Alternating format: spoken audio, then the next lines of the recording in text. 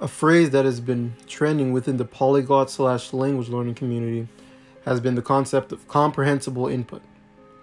Many theories suggest that it's hands down the best way to teach yourself a foreign language. But what is comprehensible input? What up, guys? This is BestNet TV with your boy John Domando, and thanks again for stopping by. If you're new here, make sure you hit that subscribe button and the notification bell so you don't miss any upcoming videos on the channel. Before I answer the question about what comprehensible input is, I have a quick story that might add some context to the answer. When I was in the 6th grade, there were two girls that transferred to my elementary. Both of them were from South Korea and barely spoke any English when they first moved to North America. My assistant teacher would do private lessons with them while the rest of us were in class, and during recess we would all play together. Within a few months, those girls were able to make conversation with us. They went from barely being able to string together a sentence to being able to make jokes with us. It wasn't perfect, obviously, but it was good enough to keep up with us. I remember asking my teacher, "How did you teach them? Do you know Korean?" And she told me, and I won't forget, she said, "I don't need to know Korean in order to teach them English." Now, back then, I never understood what she meant, but it makes perfect sense now. They use comprehensible methods of teaching.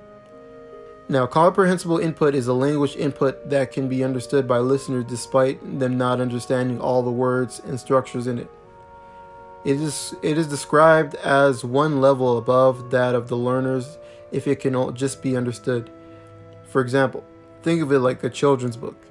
When you were little, we didn't understand all the words, but the pictures help tie a meaning to those words.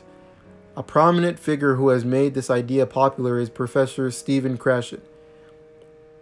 He typically talks about the issues that are apparent with commonly practiced language learning methods in schools. Some of his quotes go along the lines of this: "What immersion has taught us is that comprehensible subject matter teaching is language teaching. The subject matter class is a language class if it is made comprehensible. In fact, the subject matter class may even be better than the language class for language acquisition." As well as, language is best taught when it is being used to transmit messages, not when it is explicitly taught for conscious learning.